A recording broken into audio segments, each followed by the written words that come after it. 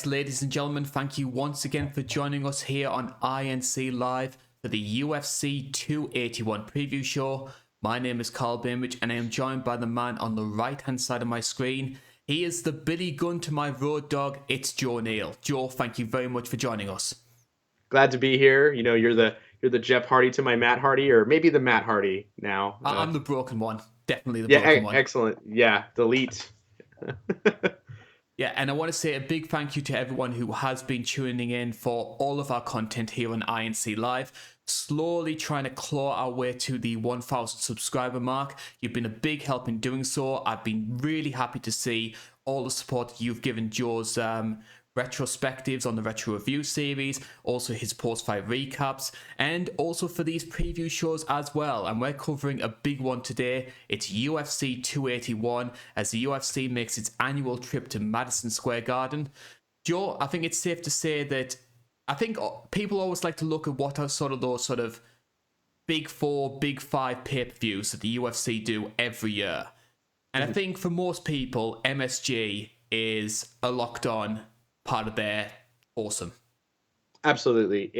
We mentioned it last time, but it feels like Abu Dhabi has become part of that big four. I guess Brazil would be the fourth one, but for sure, International Fight Week is like the WrestleMania in a sense.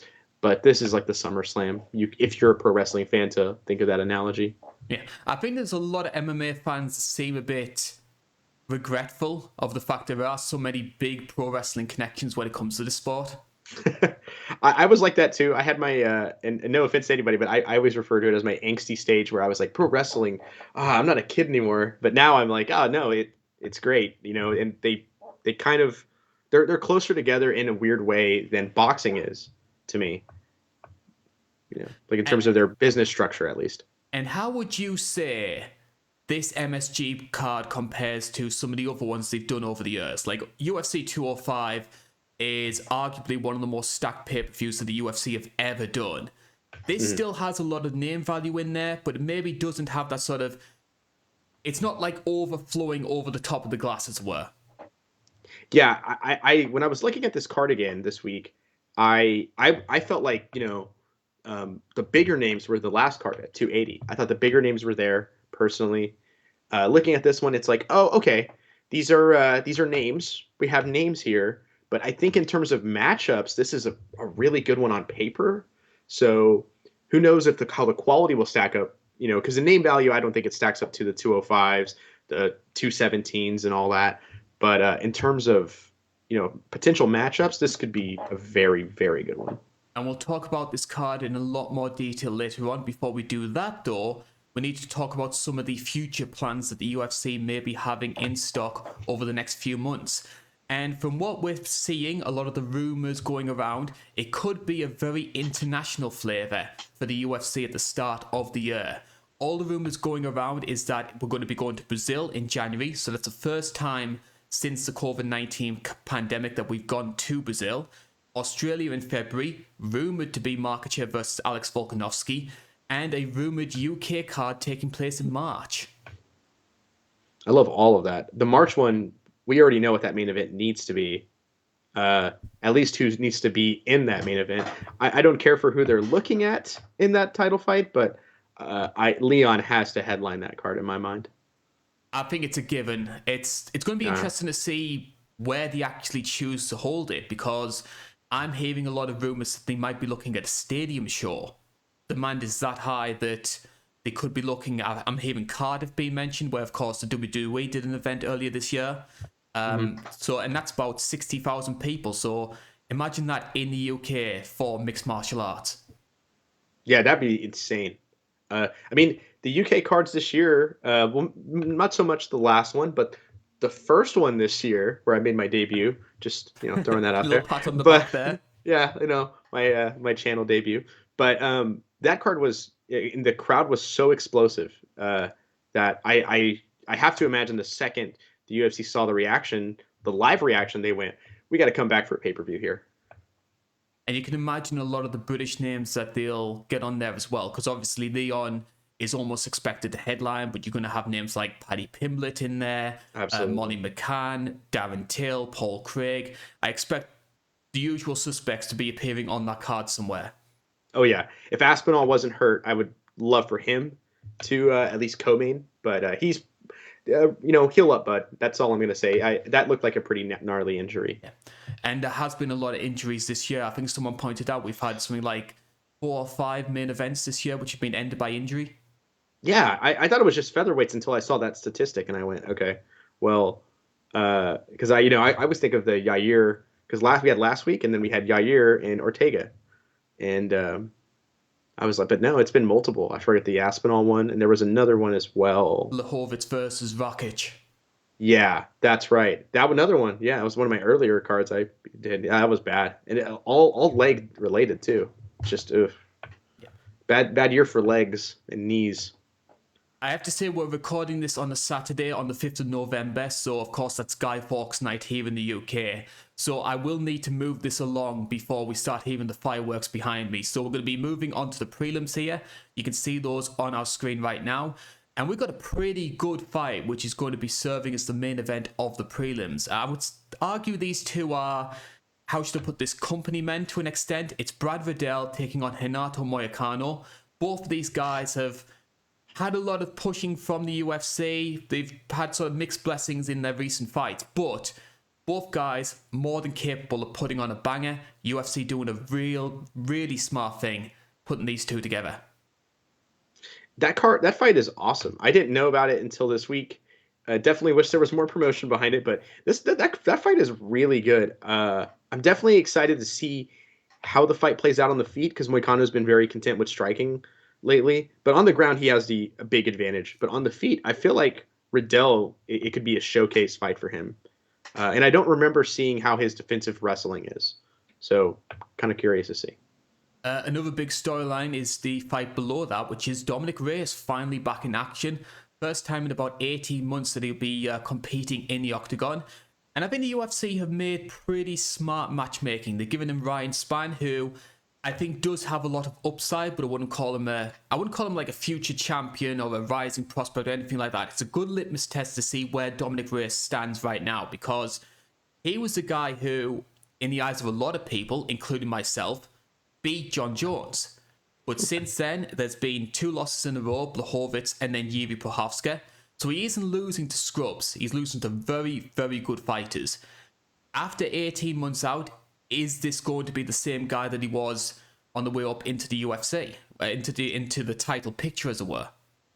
I know he said he wanted to get his head right, and he's been kind of keeping his head down and just training, from what I understand. I would love to see him show up and just have that old Dominic Reyes, because the old Dominic Reyes was terrifying. He was one of these, we used to talk about it with like Rory McDonald, these guys who have no base in anything. They just kind of walk in day one and train everything. He was another guy like that. He was a multi-sport athlete and then just decided, hey, I'm going to train everything and give a crack at this. And he was spectacular. I thought he beat John Jones, and his 3 losses really in hindsight aren't that bad.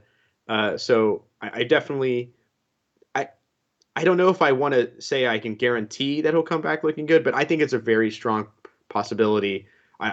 Maybe if he could have some ring rust and get caught, but I do think that we could see some maybe potential new wrinkles in his game even. Do you think Reyes maybe benefited from coming up through the ranks at a time when light heavyweight maybe didn't have the strength and depth that it does now? Because he came around the time when you had guys like Thiago Santos, Anthony Smith getting title shots, and in the time that he's been away, we're seeing the new guard, we're seeing the Ankalaevs and the Rakic's and the Blachowicz coming to the fore. I think it hurt him a little bit. I think if he would have come along, funny enough, maybe 6 months earlier or 6 months after, I think he would have been in a very good spot.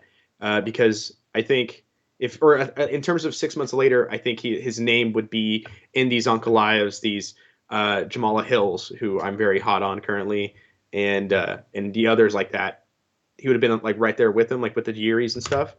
Or 6 months before, he probably would have been champion. He probably would have got that rematch with John Jones, or I could see him taking on and beating at that time a Thiago Santos and an Anthony Smith to get that title shot against Jones earlier. And I think he, any other night, that same fight, I think a judge probably gives it to him. We often make reference to the UFC maybe having some company favourites. I think it's safe to say that one of them, and we go back to the UK for this one, is Molly McCann. She's been producing some spectacular knockouts, probably two of the big highlights of the two UK cards we've had this year. Giving her a showcase fight on the MSG card was always going to make sense. Are the UFC making the right decision though, putting her against Erin Blanchfield? 9-1 record, very highly regarded by a lot of people within the community. She's the biggest underdog on this card. It seems to be a little bit of a waste of the Molly McCann momentum to put her against somebody who could very easily take sort of like the hype away from her. I think that's a bad call. Personally, I agree with you, or I agree with that notion. Molly McCann, I think she's very impressive. I think she has a lot of impressive wins. Her most recent ones, of course, been fantastic finishes. But I question the level of competition.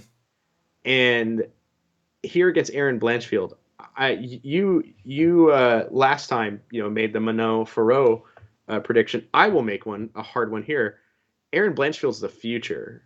Like she's like that kind of. I'll do the Brandon Moreno speech of it might not be today, tomorrow, whenever, but she's gonna have a belt one day, no matter what. I think she is very complete fighter. It feels like very good wrestling and grappling, and her striking in Invicta looked fantastic. Yeah, this is a bad matchup for Molly, but maybe Molly can show that yeah, it doesn't matter the level of competition. Like with last time as well, like Islam didn't have the highest level of competition, and look what happened. So it could be a situation like that as well. And Erin did struggle in the first round against JJ Aldrich, so maybe that's something that Molly can exploit early on in the fight. Slow starter, potentially. I think Invicta, I remember she would kind of be a little bit too patient early, and then just kind of. I think I remember that as well. Any other fights on the prelims that take your interest? Those were the three huge ones for me. Especially that Erin Blanchfield Molly McCann one. That one is. I'm definitely excited to see that one because I'm very high on the Erin Blanchfield prospect.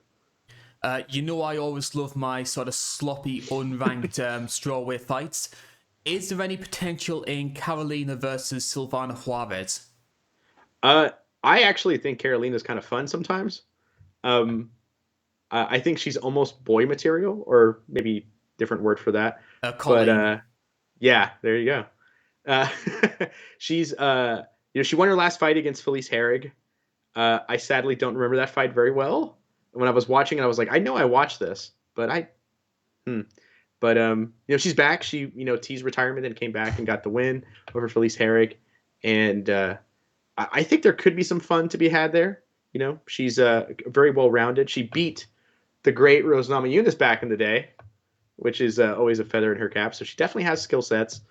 I think it could be a fun one. I know you love your fights like that, and I think that could be a pretty solid one. I personally think if Carolina goes quite grappling heavy, she should win that one quite comfortably. I have a lot of question marks about Silvana's abilities on the ground, but Silvana is one of the few strawweights that can well and truly crack. Like you watched that against Na Liang, that is like a one-shot KO at 115, which you very seldom see. The only time I've ever seen it like that kind of power is Jessica Andrade, who also put out Carolina. Yeah, in one of the more shocking KOs ever. That was a bad night to have casual MMA fans over. Seeing that one kind of shocked them a little bit. And that was before Darren Till gave one of the worst performances in a UFC title fight. Yeah, I lost money that night. So, so what's the next fight? Well, fight number one, we're going to the lightweight division. Now, this could be an interesting one as well. It is Dan Hooker, the number 12 seed, who's going to be taking on the unranked Claudio Puelles. Bookmakers odds for this one, you can get Hooker at -155. Puelles comes in at +135. And I'm going to start this off by asking you, Joe, a question. Who the hell decided to have Dan Hooker go back down to featherweight? I would have made that call too, in fairness. I think about this one a lot, and I know everybody likes to, kind of critique that move down. I didn't think it was a bad idea at the time, and I still don't think it's the worst. It was a bad idea, but not the worst idea in hindsight. I just think Arnold Allen's that guy. I just think they gave him a bad fight to come back down to. Welcome to the division. Here's the guy no one knows, and that's going to kill you because he's going to kill most everybody. That's just, that's bad luck getting matched up with that one. Yeah, but definitely, cutting weight does hurt your durability, so that definitely could have played a factor in it. But he was struggling at lightweight for a minute. He was getting booked against the best and losing against the best, and it's kind of difficult to to have that motivation to stay in one place if you're, well, I can't even beat the top guys. How am I going to be the top guy?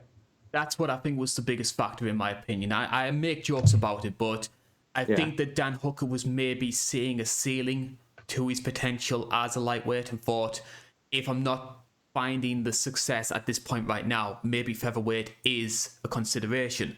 Because we are talking about a guy who unfortunately has lost 4 of his past 5, but at the same time, his previous run as a lightweight, he'd won 7 of his past 8, and the only guy to beat him was Edson Barboza, who we know is a killer at this weight class. And look at who he lost to as well. He's 1-4 in his last 5, but it's to Dustin Poirier, Michael Chandler, names we're going to talk about tonight, as well as Islam Makhachev, and there was one more I'm missing. Oh, Arnold Allen, of course. I was thinking of another lightweight one, and it's those are all guys in the top 3 or 4 in their division. Okay. Yeah, I mean, there's no shame in losing to any of those 4, in my opinion. Yeah, absolutely. So we'll talk about Dan Hooker in a little bit more detail here. A 21-12 record, and we mentioned some of the guys who've beaten him recently. Let's talk about some of the people who he has beaten, because there's some really good names on here. Paul Felder, Ali Kinter, which was, I think, the core main of the Melbourne show. It was Izzy Whitaker. Yeah, James Vick knocked out Gilbert Burns, and we've seen what Gilbert's been doing at welterweight, and Jim Miller as well. So those are some really good names there. Ross Pearson with a fantastic highlight reel knockout, which I recommend a lot of people check out. 17 stoppages in his 21 wins, 10 of those coming by knockout. I still think he is awesome. I don't think he's washed, but he is. I love Dan Hooker, big Dan Hooker fan. I loved his Jim Miller, Ross Pearson knockouts, both with step-in knees. Beautiful technical work in trying to time the Ross Pearson head movement and then using it to time a knee. With Jim Miller, he was looking for he knows he wants to change levels. Here's another knee. It's fantastic. And the Gilbert Burns one was one where I went, hey, I'm going to take a watch on this guy. Because I was like, oh, Gilbert Burns, super hard hitter and probably the best jiu-jitsu guy in MMA no one talks about. I think he's going to beat Hooker. And no, Hooker knocked him out. And in hindsight, that's even more staggering when you go, oh man, Gilbert Burns is a welterweight, a big welterweight too. Ugh. What do you think are the characteristics that Dan Hooker is, the sort of, I wouldn't want to call them failings, but what are the elements of his game that you think a lot of these bigger name fighters are exploiting? It's his defensive head movement, I think. I went back and I watched all of his losses. The Islam one, he threw a low kick when he should have kneed. It happens, and honestly, Dan Hooker is Mr. Low kick. He was the first guy I think I saw throwing the calf kick with vigor, and I was back at featherweight. I remember him doing that, so it makes sense he did that. But in the Chandler fight, his head was very stationary, very easy to hit. In the Poirier fight, both of them were very hittable in that fight. They fought in a phone booth, but he was hittable. And it's Arnold Allen. Arnold Allen knew that head was never going to move off center, and he just clobbered him with everything but the kitchen sink: elbows, knees, a head kick. It was punches. I think it's his defensive move or head movement. I think it's a little lacking. The big question is Claudio Puelles going to be the type of man to try and exploit that? Let's focus a little bit on him, because he is a bit unknown to a large portion of the casual fan base. He comes into the fight on a 5-fight winning streak. His last victory came against Clay Guida on the Lemos versus Andrade fight night.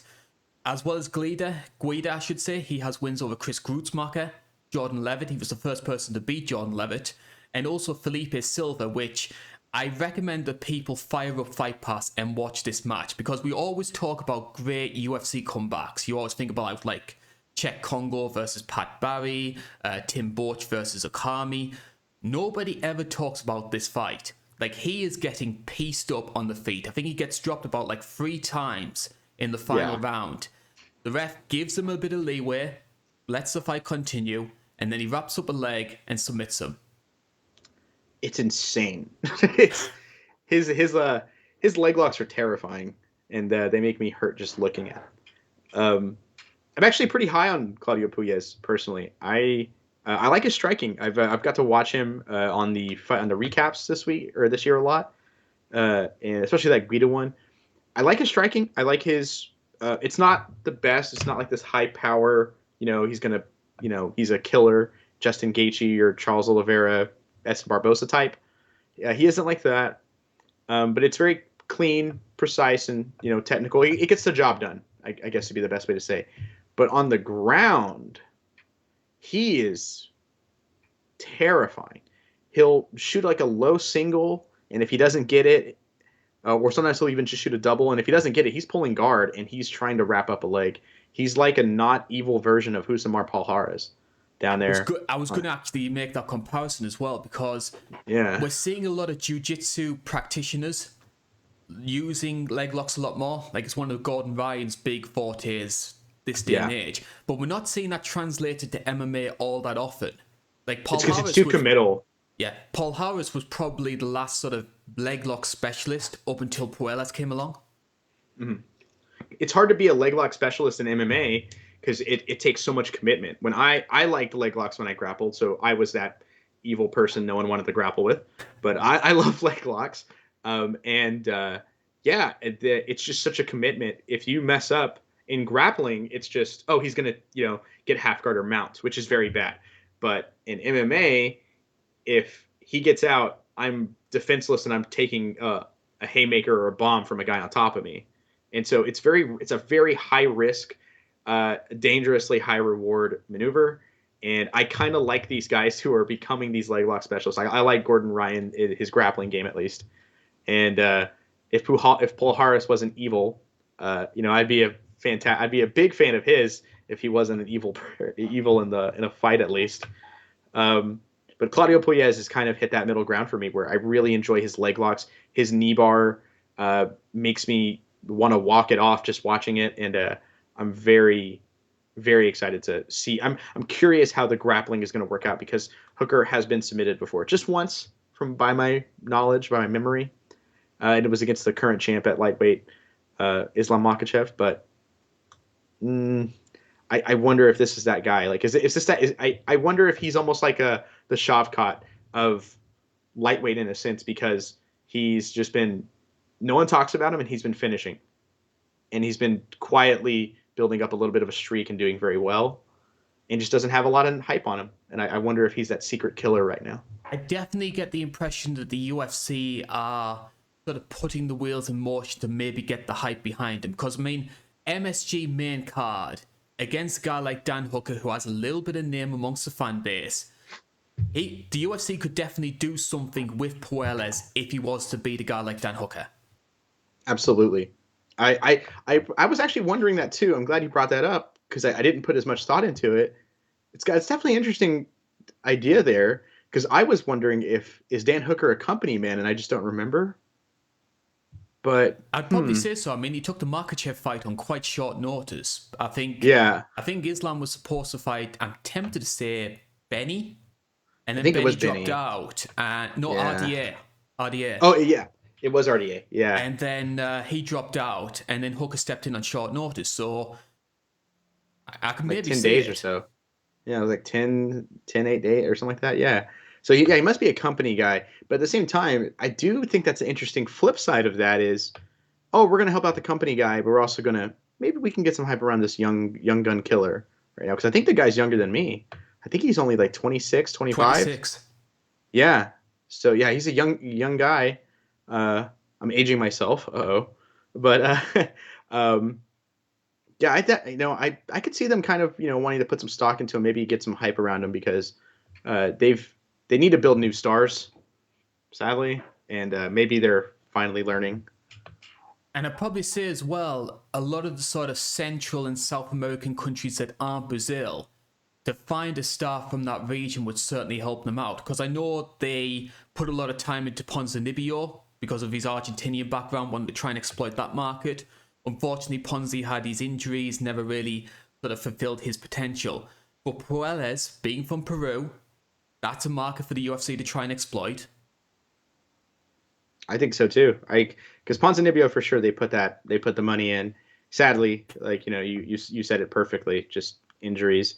But Puelles could, I like that. I think that could definitely see them doing that. I think for me, this fight, I think a lot of people are trying to simplify this as striker versus grappler. I think there's a bit more intricacies to that. Firstly, I think that Dan Hooker's sort of active wrestling, his wrestling offense, is pretty solid. We saw that when he fought Nasrat, where he just pretty much dominated that fight on the ground. I think Puelles has solid stand-up. I think especially at distance, he can throw some really powerful kicks. His issue is when he's in that boxing range. Yeah. And I have this fear that Dan Hooker could start teeing off on him if he's in that boxing range. He's a little herky-jerky in the boxing, for sure. And Dan Hooker, I think I like... I almost picture if a Dan Hooker is going to get a win, I could see him stepping in with like a straight right into like a stance switch elbow or a left hook. And that for some reason just keeps popping up in my mind, that scenario. I could definitely see Dan Hooker, because he's very tricky on the feet. Despite the fact that his head is standing still, he's very tricky with his where his offense is coming from. He one of the best defensive guys in the division. Was a little puzzled by him early on in Dustin Poirier. So I could definitely see it, but definitely a hard one to pick, I think. It's a very hard one to pick, and you can see that with the bookmakers odds there, minus 155 for Dan Hooker.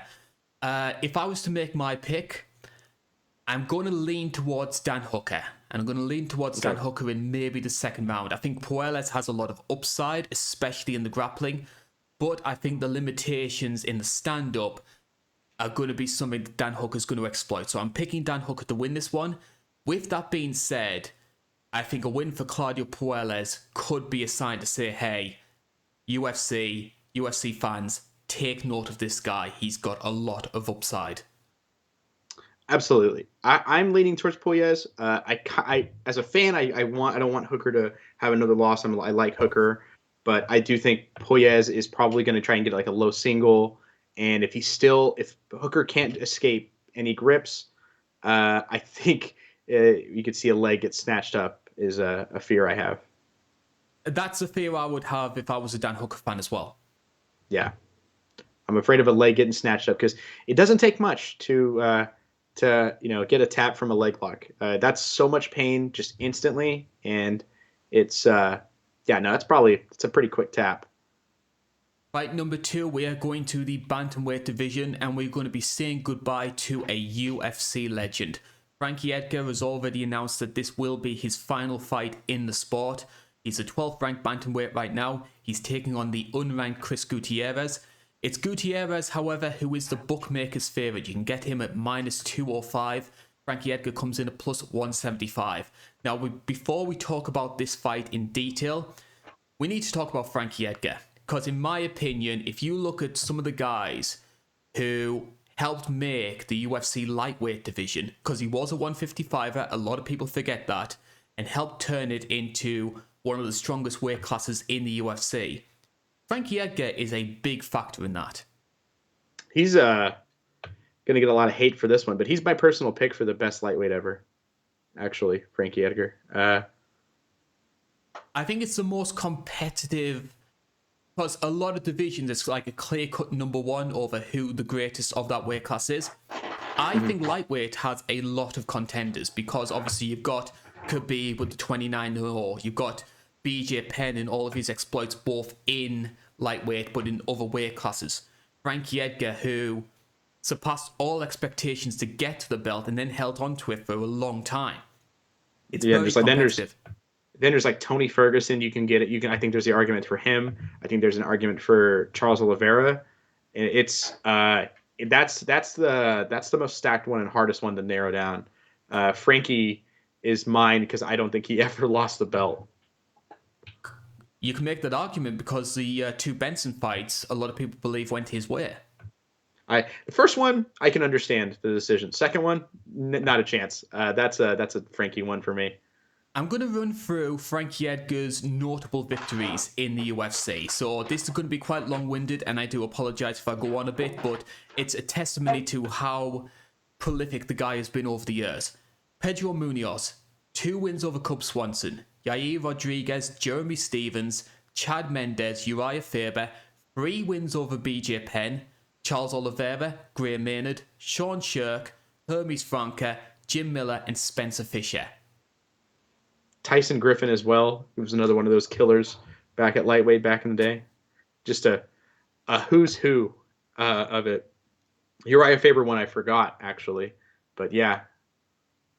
We are, however, talking about a guy who, for all of his credentials, for all of the achievements he's had, it is a guy who has lost 5 in his past 7, 4 of those coming by stoppage. At 38, 39 years old, do you think that... has it become sad watching Frankie in his recent years? Is he timing his retirement right? I think I would have liked to have seen it after the last fight, but that's just me. I don't like... It's really hard for me to watch these guys I looked up to in these like great fighters, like Frankie Edgar, Chris Weidman, Luke Rockhold, a couple of guys continue and just losing and getting stopped. It's very hard because let's make no mistake, they're not getting paid enough to do this in the first place, and now they're hurting themselves going through it. So it's always a little hard. I would have liked it after the Cheeto Vera fight, but for some reason, if Frankie pulls this off, what a spectacular storybook ending for him. And I will say, well done to the UFC for giving Frankie Edgar's last fight the main card showcase, because you don't usually see that all that often. I think we've talked about this before. I think the UFC have a really dismissive attitude at times towards outgoing legends. So they are sort of proving me wrong to an extent by giving a guy like Frankie, and he has been a big company man for a long time, giving him the opportunity to say goodbye on pay-per-view. Mm-hmm. And potentially the biggest card of the year. Yeah. Do you think the UFC have made the right call, though, in putting him against Chris Gutierrez? Because there's a lot of people that thought you could have done him versus Dominic Cruz, legend versus legend. Some people argued for sort of an entertaining veteran in a la sort of maybe a Davy Grant type. But they've gone with Gutierrez, 18-4 record. He's unbeaten in his past 7. And a little bit of hype building around him as well. He's scary. He's a little scary. I saw the name, and it's funny. I actually got mixed up with Chris Gutzmacher, and I went, "Oh, Frankie's just going back up to lightweight, I guess." And until I did, I think it was a couple weeks ago, and I really looked at everything, and I went, "Oh no, this guy's actually kind of scary." I don't know how I feel about this matchmaking. I'm with you. I'm happy it's on the main card, but I think I'd rather would have taken the Dominic Cruz one. Yeah, I'm in the same boat. I personally believe that aging fighters should be put against other aging fighters. I know everybody always makes a mockery of Bellator for their old guy fights around sort of like the early Scott Coker era. But that to me is the best way to use your aging fighters, to put them against one another, rather than what the UFC normally do, where you sort of put them against an upcoming rising prospect and try and use their name value to boost the next star. Absolutely, I agree with the matchmaking of the of their old guy fights. I just disagree with the promotion of their old guy fights. We know where they're main eventing over these guys fighting it for the 205 belt. Okay, all right, like, or hey, this freak show fight is the main event. Okay, over actual prospects and talents we want to showcase for the future. But the matchmaking in terms of that is I do like vets fighting vets. Like, wasn't it on I'm sure Michael Chandler fought, I think it might have been Derek Campos. He fought him on the undercard of Kimbo versus Dada and Hoist versus Ken. Yeah. in one of the most awkward fight cards I stayed up for. Man, that was a rough card. But at least Shamrock did make it better by him sounding like a 5-year-old and going, "He did it on purpose." That's one of my favorite lines in MMA. He did it on purpose. Let's But yeah, get into this fight in a bit more detail, Lord. You mentioned that you thought Chris Gutierrez was one of the scariest fighters in this weight class. What is it in particular that frightens you so much? I'm a big fan of. I've talked. I feel like every preview show I always bring up this technique, and I love talking about it. But that is a terrifying low kick he has, and bantamweight is my favorite division. I'm very open about it. I think it's the best currently. I think he's secretly like in that top 10 of the scarier guys there. And for Frankie, that is a pretty rough matchup because in his historically speaking, he's always struggled with the low kick. Benson Henderson knocked him down with it many times. Aldo gave him a lot of troubles in both their fights with the low kick. And there's someone else too. I can't remember who knocked him off his feet with it. Frankie's fought everybody. Someone probably knocked him else off his feet with a low kick. But and Gutierrez actually has a finish in the UFC with low kicks. His last one was a spinning back fist. So very explosive, very quick, and he clearly does have that power. And I don't know if that is what you want to put your aging veteran with durability issues as he grows older in a fight. And it's also a big issue for Frankie as well because a lot of his success, especially in the prime of his career, was built around lateral movement. So if you have a guy who's taking that away with leg kicks, you're incredibly vulnerable. And especially for Frankie Edgar now, who is 38 years old and maybe starting to show, I wouldn't call him chinny, it's just a durability issue. It's getting old. Yeah, it happens. We're seeing a lot more people finishing Frankie, which, let's say back in 2013, 2014, people weren't doing. Yeah, you had to hit him with a sledgehammer, and even then, he might come back and take the next round off you. You know? Well, Greg Maynard did that. He hit him with about 3 or 4. Yeah, and then in the second round, he put his nose sideways with a flying knee in their third fight, I should say, with a flying knee, and he got finished.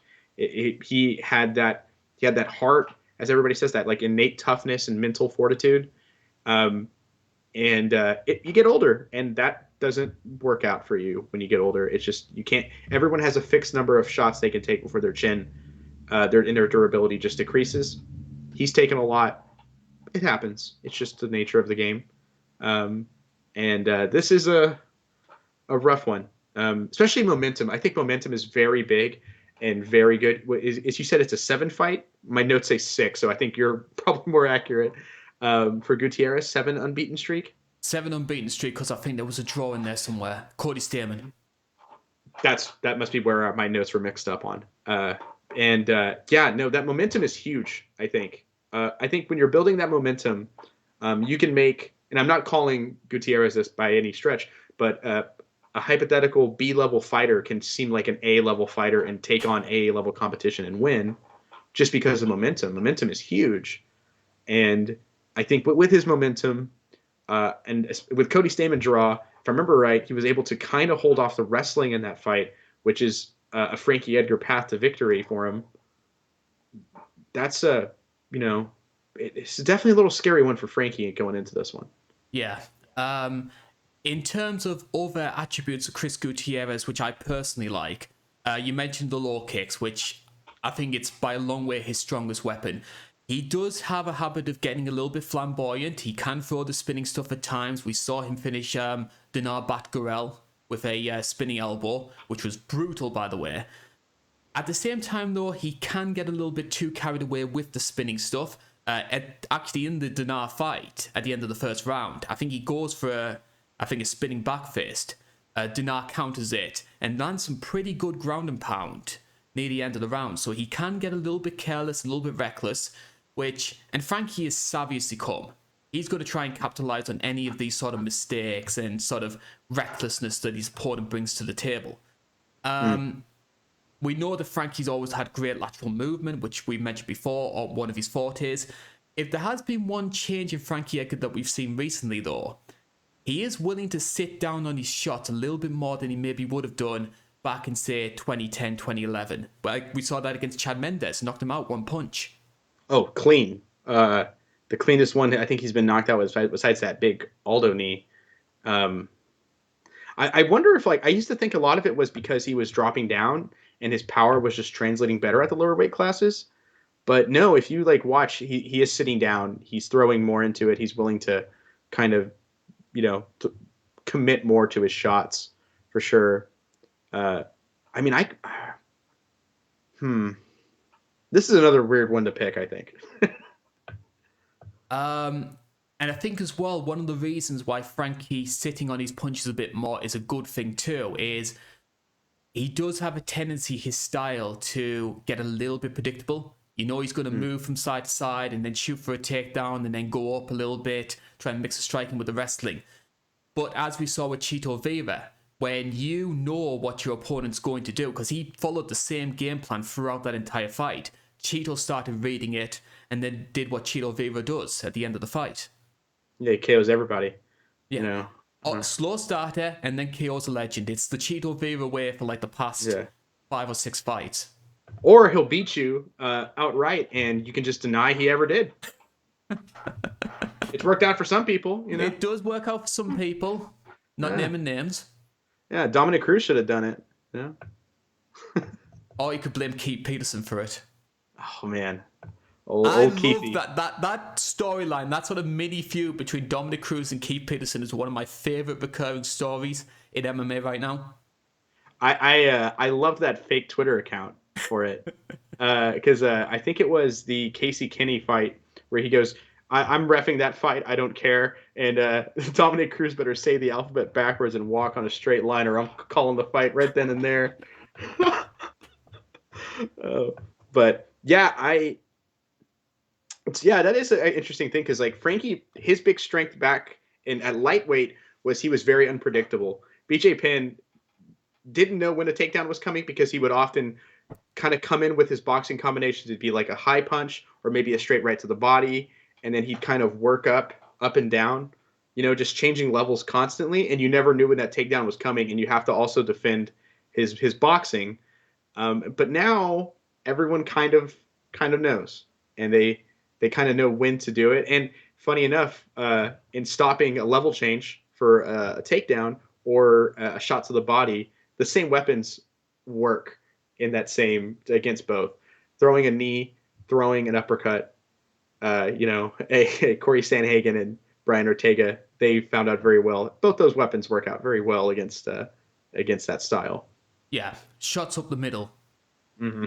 Yeah, especially coming up because it's like a car crash, and it's a kind of a grim analogy to use, but it's if a car hits a wall, you can see the force it is, but at the same speed, and it's another car going the exact same speed, and they hit together, it's so much more. So when Frankie's ducking, running into a knee or a punch, the force and trauma there is so much more, and that's why those shots up the middle are so dangerous for Frankie.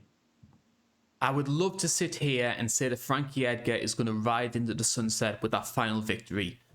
But I think you've got a guy in Gutierrez who has a lot of momentum and I think has a style that's going to exploit a lot of the weaknesses in 2022 Frankie Edgar's game. So I am going to pick Chris Gutierrez to win this one. I'm going to say second round TKO. I've gone back and forth on this one in my head all week, and I really want Frankie to walk out that last sunset. One of my favorite fighters of all time. A lot of great memories he's given me as a fan. Getting him winning the belt spoiled for me is still one of my unironically favorite memories. But I am picking Gutierrez. I think momentum is key, and I think low kicks are key. But I do think Frankie can abuse those spins to get in on the hips and make this a grindy and just almost like the Yair Rodriguez fight. The one thing I hope more than anything, win or lose, I don't want it to be sad watching Frankie Edgar fight.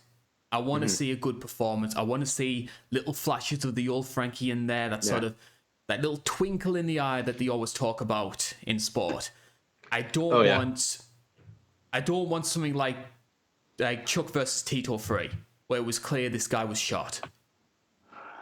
If I had to describe Frankie Edgar's career in one word, the word I would do is inspiring. I think he's a very inspiring figure. If you look at his size at 155 and how much success he had, and especially how he won those fights, just going through real life Rocky, I want to be inspired. I want to see him walk off in the distance and do that again. I want that Disney. First ballot Hall of Famer. Next year? I hope so. You can put him in there 4 or 5 times over, honestly. Like, that guy's got... Lightweight Frankie, featherweight Frankie. Bantamweight, and then what? Don't they have a division or a hall, even though it's not a physical place, for all just these great fights? It's like you can do second and third Gray Maynard. You can do 2 of my favorite fights. The Aldo fights. You can do just so many in there. That guy's just what a career. I love that wing, because you have these sort of B-tier fighters who maybe wouldn't be Hall of Famers themselves, but they get to be called that because of the wing. So you got Clay Guida's in there, Stephen Bonner. It's great. I've been looking for a banger of a Kenny Florian fight to argue that one should be in there, because I think he deserves it. Yeah. These two could potentially be future Hall of Famers as well. I think one has already booked his place in once he retires. And this is the fight which a lot of people... Ariel Helwani likes to always talk about the people's main event. I think it's a given it's going to be this one. Number 2 seed Dustin Poirier is going to be taking on the number 5 seed Michael Chandler. Betting odds for this one, you can get Dustin Poirier at -175. Michael Chandler comes in at +150. A lot of people have wanted this fight for a long, long time. They're finally getting it. What a banger of a fight this is. Honestly, it's kind of hard to put. Michael Chandler has done a very good job of making himself indispensable at lightweight. Doesn't have the flashiest, prettiest record at lightweight, but man, every time he shows up, we just get excited. And the matchmaking has helped him out with giving him another great one here. And he's also done a good job as well winning over a lot of the sort of UFC diehards, because Michael Chandler is, to a lot of people, Mr. Bellator. He had pretty much his entire career in that other promotion. So when he signed for the UFC, there was still this stigma about the outsider, the enemy, as it were, coming to our terrain. I know a lot of people who rooted against him against Charles Oliveira because they didn't want the Bellator guy being UFC champion. But his performances, I think he talks a fantastic fight as well, has won over a lot of people. And I think that sort of stigma that maybe some people had to him has been erased. Yeah, the level of unwarranted hate I thought he got when he got signed was weird to me. You would have thought he walked in, to bow, bow, bow, bow, bow, and NWO all of a sudden, he convinced Hulk Hogan to turn heel. You would have expected that from this weird this is our place, not you, and get out. It was so weird. And he is Mr. Bellator to me. When I think of Bellator, I think of Michael Chandler. And I'm so happy he's in the UFC. He's just been a delight of entertainment, and he is a great talker, which helps. But he's not just flash and image. He's got game. He's very, very good. Let's talk about Michael Chandler in a bit more detail here. 23-7 record. He's coming into this fight off the highlight reel finish of Tony Ferguson, UFC 274, which I do know upset a lot of people because Tony looked really good in that first round. You sort of had this inkling, yeah, maybe the old Tony is finally back. Unfortunately, second round played out the way it did. As well as Tony Ferguson, we've got wins over Dan Hooker in his UFC debut, 2 wins over Benson Henderson, and some Bellator names which might not be familiar to the casual fans, but hardcore fans: Sidney Outlaw, Brent Primus, Patricky Pitbull, 2 wins over him, as well as Eddie Alvarez, which was a very early Bellator card. And the fight which, for a lot of people, was the one that introduced Michael Chandler to the masses, because that is a fantastic match. If no one's watched that and you're listening to this, Trust us. Go watch that. It is that's a top 5 lightweight fight ever, and I'm willing to put my name on that. A lot of people consider it Bellator's greatest ever fight. Easily, in my mind, easily. I think the only one I can think of that matches it is probably that Dada 5000. No, it's I would actually think Horiguchi and Sergio Pettis, even though the guy I didn't want to win won. I think that fight, I think it was earlier this year or maybe last year. The Sergio Pettis Horiguchi fight is a masterpiece as well, I think. Yeah. Bellator fights for me to check out. Amazov versus Logan Storley. Oh, fantastic one. Anything with Rick Hahn, I think his name was back in the day, and Douglas Lima, back when they were trying to make a name and who's going to lose to Ben Askren next. That welterweight era was really fun. So there you go, Josh Thompson. The MMA media does talk about Bellator. And I'm the biggest MMA media guy there is. You know, Luke Thomas, who? Like, I can speak Spanish too, you know? What's Luke got that I don't have? Oh, good looks and charm and intelligence. You know? So, we've talked about Michael Chandler in terms of what he's achieved in his career. How has he achieved them? What would you say are the biggest strengths that make Michael Chandler the fighter that he is? He is the prototypical wrestler, or super athletic wrestler with unbelievable power in my mind. Like, when I think of that archetype, which is a very popular archetype among fighters, you know, Dan Henderson could fall into that Chad kind of Mendes. stylist. Chad Mendes is one of the biggest ones, actually. I'm glad you said that. Didn't even think of it. That's one of the classic ones. I think Michael Chandler is probably the pinnacle of that style. I think look at his fight with Dan Hooker. If you're only knowing his UFC fights, the Dan Hooker fight, he was faking level changes over and over, constant pressure, and then he ducks, hands drop, here comes a left hook over the top, and that's all it took, really. You know, the follow-up shots were there, but the fight was over once the left hook landed. And but it's not just power for him. He is incredibly fast. I think Justin Gaethje has a deceptively quick punch. Even though his footwork isn't as fast, he is a very quick punch. Chandler was beating him to the punch in that first round. Sometimes throwing second and landing first.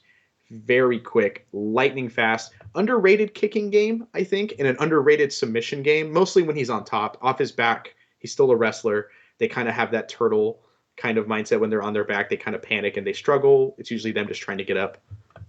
Very hard to put him on his back, but on top, you know, he could definitely just grind out wins, but he is kind of fallen in love with his hands, and I don't blame him. He has that power. He had Charles Oliveira very, very worried, and I thought the ref could have stopped it, personally. I personally consider him the best round one fighter in that weight class. He is so aggressive to start off with. That's an accurate title. I actually really like that. Yeah. And you sort of touched on something as well. Like, for all of these positives that Michael Chandler has, I think if there is one of the drawbacks, though, Michael Chandler made a comment when he signed for the UFC that he wasn't here for a long time. He was here for a good time. And I feel like his biggest onus has been trying to put on entertaining fights, make them stand-up brawls, when it could maybe make more sense to stick to a more game plan orientated style. Because I brought this up with the Tony Ferguson fight, where we saw some of the issues that Tony had fighting Charles Oliveira and Neal, who just out-wrestled him to 30-27. Chandler could have very easily done the same thing, but instead, he wanted to stand and brawl, and very nearly caused himself some problems, because Tony had a good first round in that fight. Knocked him down. Yeah. Tony knocked him down. Yeah. And dropping stuff. But yeah, Tony knocked him down, and it made him a panic wrestler, which is always kind of funny. Like, and then even then on top, he was still stunned. He was eating elbows from the bottom from Tony, the Tony Ferguson classic. But yeah, he had a little bit of trouble in that first round, and then he came out and threw the weirdest up kick, like front kick ever. It's like he punted him in like American football, or just a field goal. And Chandler for me was never known for like high kicks as well. That's what caught me by surprise. Yeah, I think when I think of a Chandler kick, I think of him. He was attacking the body constantly with a body shot, with a roundhouse to the body against Benson Henderson. I think might have been their second fight or the first one. I don't remember. But that's the kick I think of, and I think that's the only time I remember him actively kicking was against Vincent Henderson. Maybe I think he threw a little bit against Eddie Alvarez, but yeah, no, it was definitely not known for his kicking game. Underrated kicking game because obviously the Tony Ferguson, but I thought the Vincent Henderson kicks were very good. When I think of Chandler kicks, I think of the one he threw against Primus, which did his foot in. Oh God, that was it. Who was it that he did that to? It was Primus. yeah, Brent Prime. Yeah, that was rough. Nearly I mean, knocked I would him make out me as not well. want to People kick. forget that. Yeah, that'd make me not want to ever kick again. So I understand it, but obviously the weapon everyone knows is the big right hand. Of We course, focused on Michael Chandler quite extensively. Let's focus about his opponent, Dustin Poirier. Now, this is his first fight since losing to Charles Oliveira at UFC 269. Unfortunately, that result didn't go Poirier's way, but here's some which did. Conor McGregor, twice. Dan Hooker, Max Holloway twice. Eddie Alvarez, Justin Gaethje, Anthony Pettis, Jim Miller, Bobby Green, Diego Brandao, and Yancy Medeiros. Again, we mentioned this before with Frankie Edgar. What a portfolio. This guy's first ballot Hall of Famer as well. We mentioned it earlier how lightweight is just stacked of all these GOAT potentials at lightweight. I don't think either one of us brought up Poirier, and he could definitely be it. I think if he gets the undisputed strap, I'd be hard pressed. I wouldn't argue against someone saying that for him. And I think the big sort of evolution that we've seen from Dustin Poirier is a lot of people forget this, but Dustin started out his career in the UFC as primarily a grappling specialist. He was looking to try and get people down and then use his submission game, and yet he's evolved into arguably one of the best boxers in this weight class.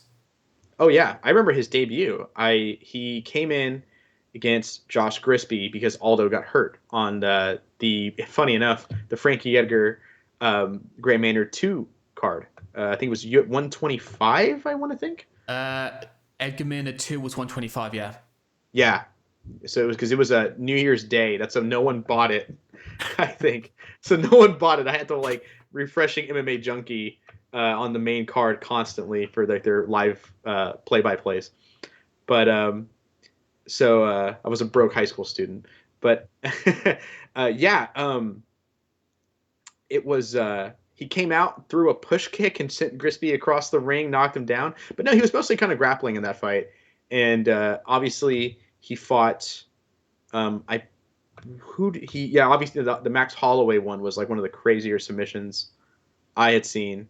And was it Cub Swanson he Darce choked? I think it might have been, yeah.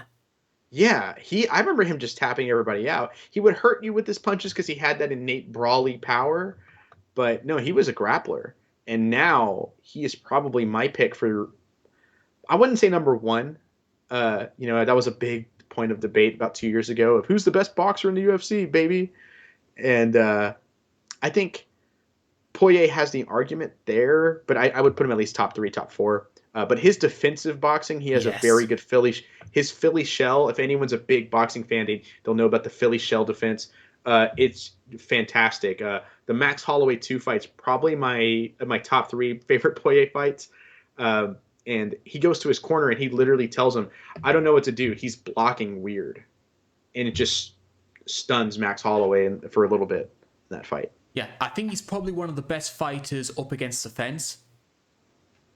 And I think that's going to make it interesting with Michael Chandler because you know that Chandler is going to be wanting to push forward all the time to sort of try and get him there and tee off. But we know how good Dustin's defense can be up against the fence. Like the second Conor fight, 257, Conor was in a very similar position. He was the one moving forward and he won the first round. But come the second round, once a few of those low kicks started affecting Conor's movement, Conor could hardly touch him up against the fence.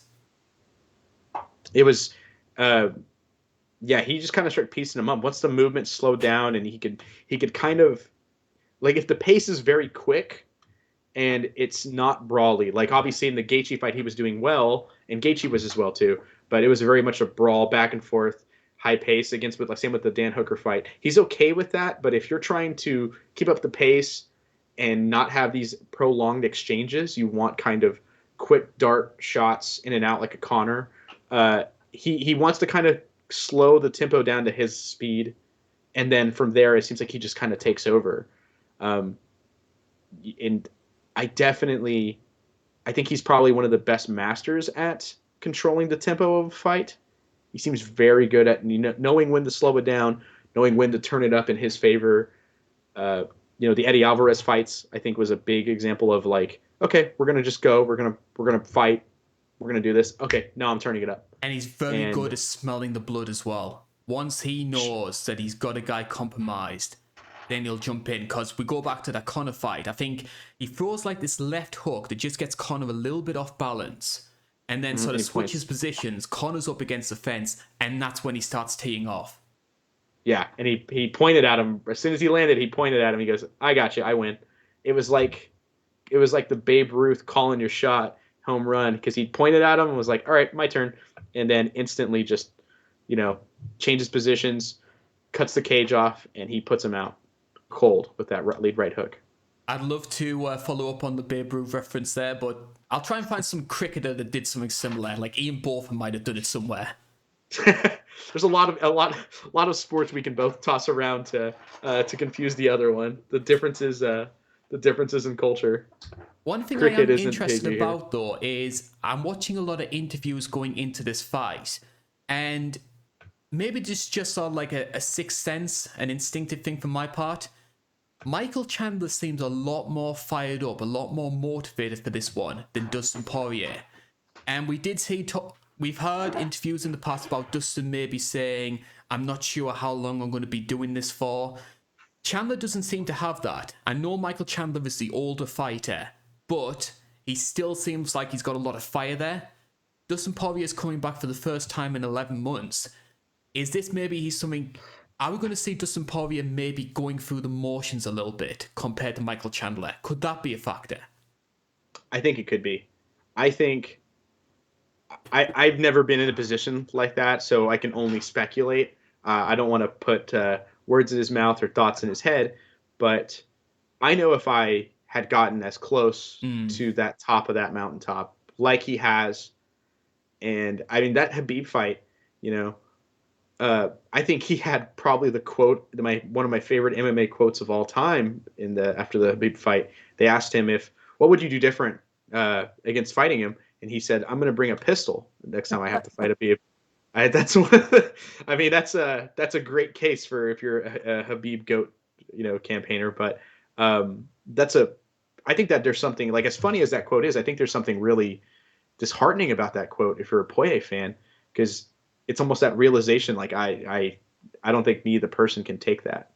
And I think the Khabib one was maybe a little bit more forgivable because it was the first time, and we've all seen what Khabib's been able to do. The Charles one, I should say, is the one that I think maybe sticks with him a bit, because that was a fight which, no offense to Charles Oliveira, who proved a lot of people wrong, a lot of people expected Dustin Poirier to just run through him, and he dropped him in the first round. He was very close to winning that belt, and then to lose it after that, that's the sickener for me. Yeah, Charles, I thought he 10-8'd him. I thought he 10-8'd him that first round. And I went, wow, Poirier still is uncrowned king. Dustin Poirier here. Just, wow.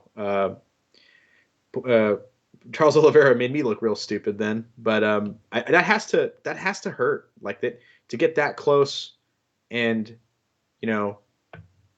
have that just snatched away from you. I mean, I've been in competition and never on that kind of level of stakes. And it hurts when you lose in any level. But that's got to be a whole other, mental pain altogether. So I kind of understand where he's coming from and his mindset here. I could see this either reigniting that fire if things go well for him, or I could see it kind of showing him, okay, kind of having a sobering moment, you could say, if things don't go well for him.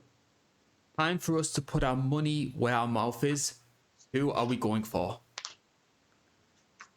I'm going Poirier. I think he has a much more varied game in terms of his striking attacks. I just love that edge in the technical defense, and it's just it's such a hard guard to prepare for. I could see Chandler sneaking a shot in and getting the win, especially if it's a brawl. But I also trust the durability of Dustin Poirier more than I trust the durability of Chandler. Not to say he's Yeah. chinny. I think that we know that you can put the lights out on Chandler. You can on Poirier too, but it's a little harder. Um, I know. I think it's going to be fight of the night, guaranteed, probably. But I'd be stunned if this fight is just okay, you know. Um, but I think it's going to be a Poirier win. I'm going to hedge my bets a little bit here. So, Carl, you're being a coward, all that sort of stuff. I think Dustin Poirier is going to win. I'm going to say he takes a unanimous decision. But if Michael Chandler is going to win, it's going to be in the first round because we know how explosive Chandler can be during that time. The longer the fight goes, the more I favour Dustin Poirier. I think Chandler maybe has some conditioning issues. We've seen him get dropped before, and Dustin certainly has the power to drop him.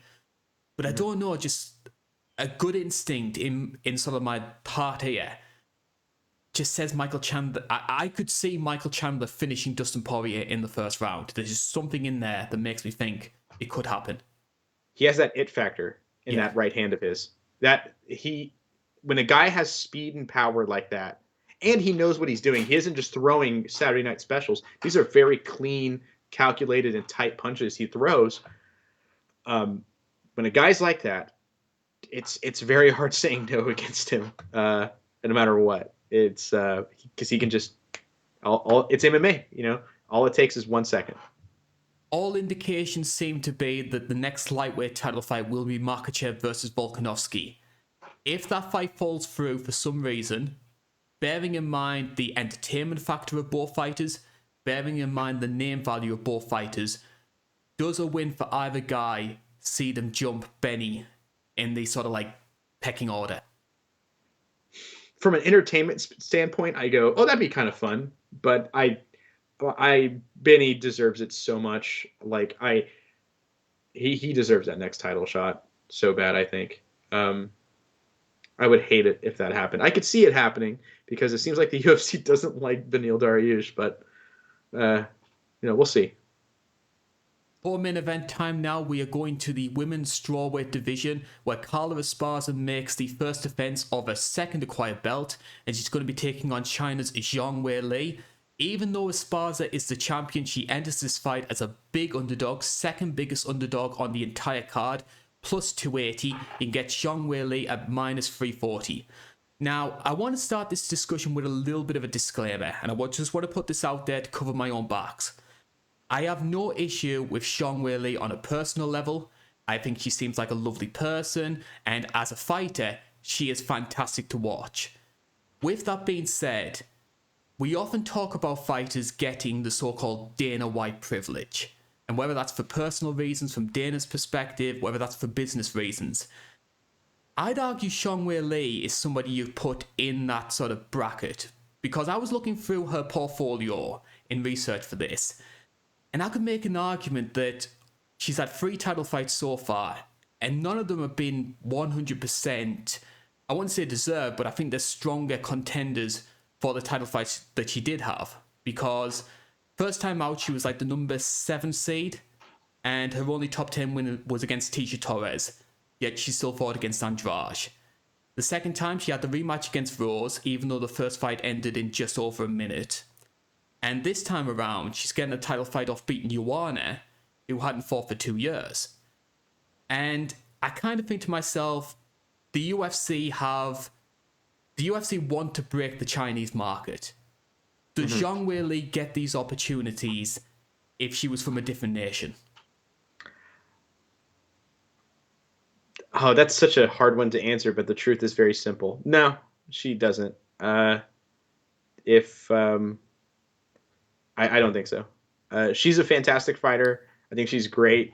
But no, I know Marina Rodriguez would be in here if it wasn't for her nationality. I think. And I want to make that clear to a lot of the sort of Zhang Weili fans who might be listening to this. I am not criticizing your girl whatsoever. I I personally like to believe that title fights should be based on meritocracy, and in my personal opinion, Marina deserves it more. Mhm.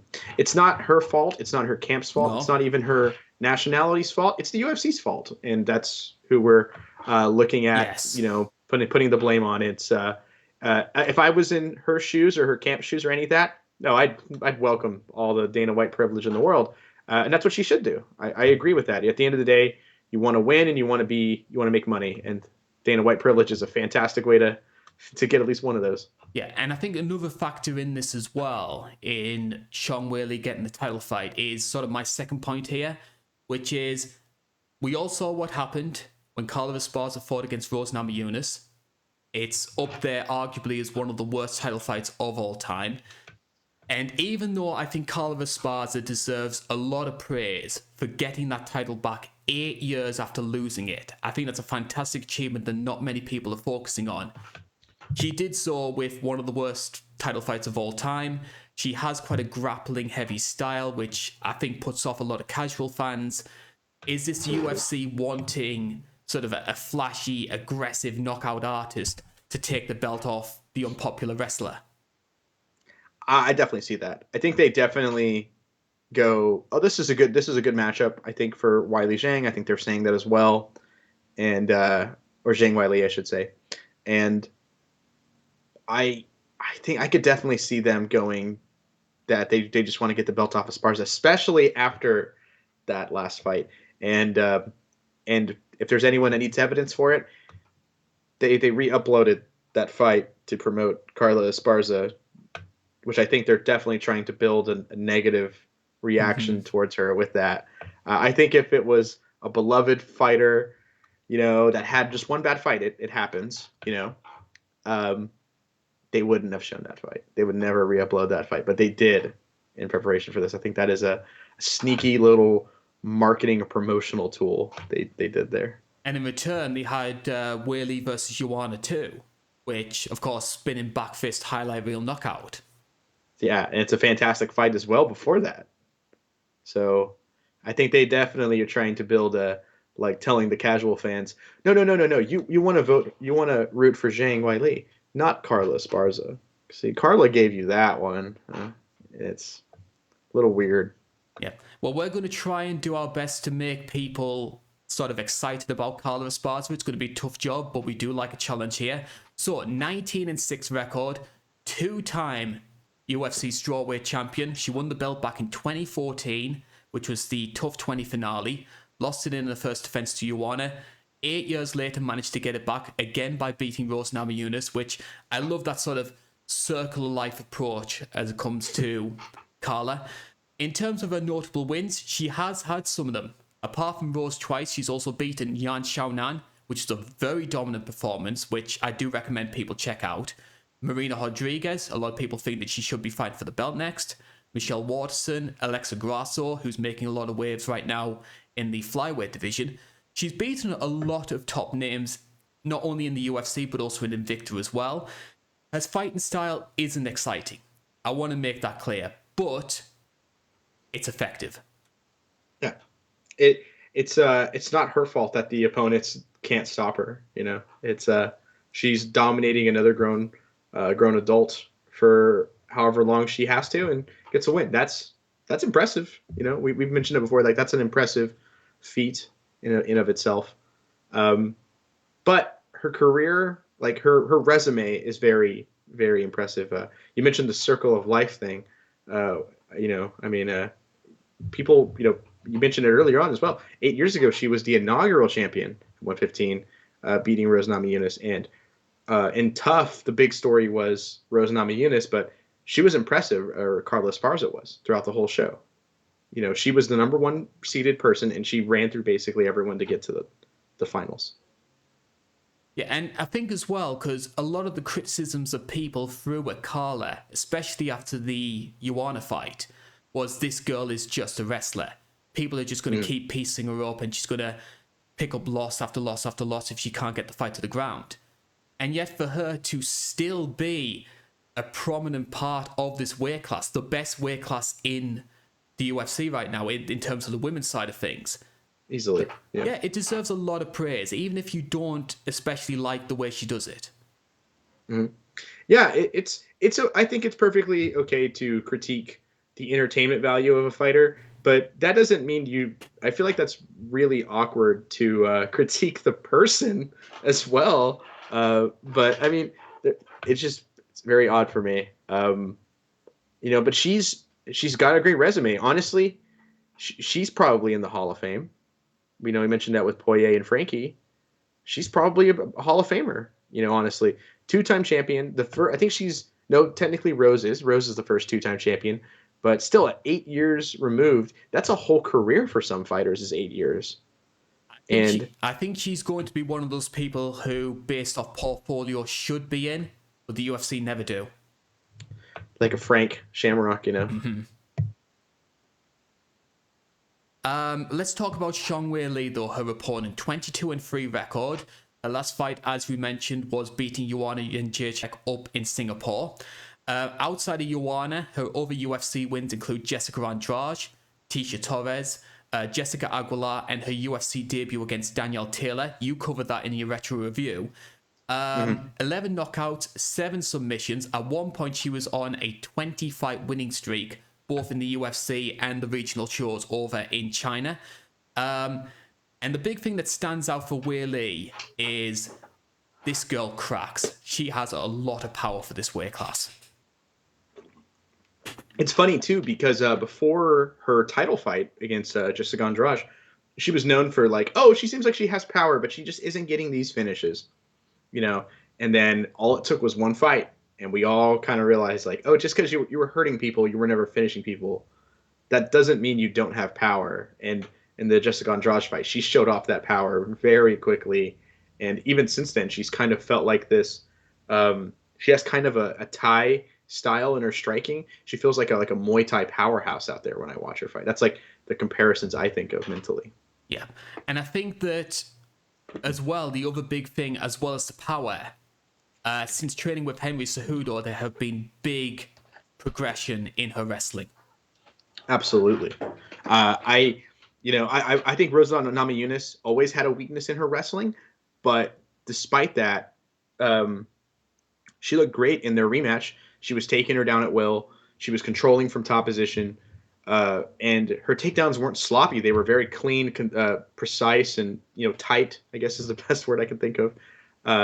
And her strength, she's a very, very strong 115er. And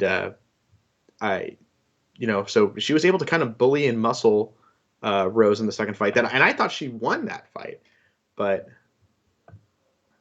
that's neither here nor there, I suppose. And I think from a Carla's perspective, that's where I would get the most worry, because this is no longer a striker versus grappler matchup. Like, Weili has obviously made progression with her wrestling, and with that, she's going to obviously make progression with her takedown defense. Now, Rose did have success getting Weili down a couple of times, which I will have as a little bit of a disclaimer. However, that was maybe a side of Rose's game that Weili didn't prep for. Like, with Rose, you expected a stand-up battle, and then she's going in for takedowns. We know what Carla Esparza is going to do. She's going to try and shoot whenever she possibly can. And she's going to be prepped for that. And she's going to circle, and then try to go for a double. Yeah. It's the Carla Esparza way. It's how she's built this winning streak. Mm-hmm. And if there's one thing I have noticed about Carla, because she has had 6 losses in her career, and the big thing that sort of defines those losses is if she's not able to get the takedowns, especially if she doesn't get them early, she can get a bit discouraged and she panics. Yeah. Like, a lot of people forget, if you go back and watch the fight with Joanna, Carla actually got Joanna down very early in that fight. But once Joanna got back to her feet, Carla's body language changed. It was a bit like, oh, okay, what do I do now? I'm not entirely sure. And when that happened, Joanna started teeing off and she started panicking. Yeah, it's like it broke her, Yeah. And that feels very disrespectful to say, because we're talking about a champion here, but it does seem like mentally she can be a little shaken, I guess would be the... And we even saw that with the Alexa Grasso fight as well. First 2 rounds, Carla was getting the takedowns. Third round started, Alexa stuffed one, and she started teeing off as well. Nearly got submitted. Mm-hmm. I know you hate me bringing that one up because Alexa's your girl. It's my girl. My heart, it hurts, but it's okay. But that third round, Alexa did come back and win it, so I'm happy with it. Yeah. I would be interested to see what was to happen if Carla was able to get the takedown on Weili, because the one thing I did notice from Weili in the Rose fight, I think Rose won that fight personally, and I think the way Rose won that fight was she was being a lot more active off her back. She was trying to throw submissions. She was trying to work sort of elbow strikes to make it a little bit difficult, trying to scramble for position. Weili seemed a lot more content to stay on her back. And I'd be interested to see whether or not she sort of closes that hole in the game, or whether Carla is able to grind her out, stay in full guard, and end up sort of sneaking these rounds. Because in theory, Carla only needs 3 takedowns to win this fight. Yeah. Yeah, in theory, that's technically all she needs. That and some control time, which she's going to get if she gets those takedowns. I wonder 2 things. If I remember correctly, I remember Rose swept Weili at one point. But I'm trying to remember, didn't Weili sweep her back later on in the fight? And because I wonder what the bottom game is for Weili Zhang. What if she does get taken down? What options does she have? Is her whole game plan to not ever be taken down? Because you have to, in my mind, I think you prepare for the worst. Like, what if I get a kick caught? If I get taken down? So I'm kind of curious what the plan is and what the skills are there. That being said, I really hope she's evolved her game. Let's say Weili wins the grappling, the wrestling exchanges, and she's the one who's in the top. She was just very, very much just holding Rose, and allowing Rose to kind of be the busier fighter from the bottom, for the most part. I wonder if there's any evolution in that aspect of her wrestling, but definitely that's an interesting one of her, because like her adding just the wrestling and grappling game to her already good striking base makes this one a little bit, like, almost infinitely more interesting. Yeah. What can Carla Esparza do in the stand-up? Maybe not so much to try and hurt Weili. I don't think anyone's expecting Carla Esparza to turn into Wonder Boy. But can she do anything to maybe throw Weili off guard to set up these shots? Well, we know that Weili has had an issue. I noticed it in the Joanna fight. I think it was the most recent one, but I might be thinking of the first one. But definitely in the first Rose fight, where you can definitely mix her up, it seems like, by attacking low or faking low and going high. I could see an Esparza trying to maybe, like, whenever she's faking a double hands drop, like a left hook, and then maybe into a clinch, and then try to clinch against the cage, try to work for a takedown from there. I could see that working. I think a lead left hook for her would be great. Be careful overshooting it, because it'll leave you open for a counter, but that's with any big shot like that. That's something I think I could see her throwing a lot, though, is trying to utilize a lead left hook off of faking double legs and everything like that. Faking any level changes into punches is great. Another one too is if they're clinched and she feels like she's going to lose positioning, she could just kind of, I forgot who, there was a fighter who always, it's funny, it's Leon Edwards, who always elbows on the exit of a clinch. And I think something like that could benefit her as well. I think, we're leaving the clinch exchanges, let's throw an elbow, and then maybe I can elbow or throw a punch into another level change and just stay on her. Any kind of striking that's going to allow her to close the distance or stay on top of Weili Zhang is going to be very, very beneficial for her. I would be very worried for Carla if it does stay in the clinch. I think that's one of Weili's biggest strengths. I think she's going to have to... I can see something actually, and I hate to say this from an entertainment perspective, I could see something similar from Carla's point of view, similar to the second Rose fight, staying on the outside and then trying to shoot in to get these takedowns. Where I think it could be different, though, is I think Rose was very willing, for whatever reason, to sit back and just sort of play into her game. Weili's going to be trying to go forward a lot more. Yeah, it's that with the Rose fight, both of them were totally content with just circling each other and putting us to sleep. Uh, but Zhang Weili is not going to do that. She's going to be very aggressive. She isn't like an entertainer like we say with like Chandler or Gaethje, but she's aggressive. You know, there's a difference in that, and I think I'm very curious how the footwork is going to work under pressure. The lateral movement. Um, that's definitely something that is going to be that's a very interesting wrinkle added to the potential fighting on the feet, if there is any striking on the feet. Yeah. But then again, Joanna, she tried Esparza. Again, this was like 8 years ago. But Joanna tried against her. She cut the ring off very, very well. If I remember right, Weili, with her kicks and her hooks, she's very good at cutting the ring off, if I remember correctly. So that could be a very, very big, weapon against Esparza here. Most people are picking Weili to win this one. Do you share the sentiment?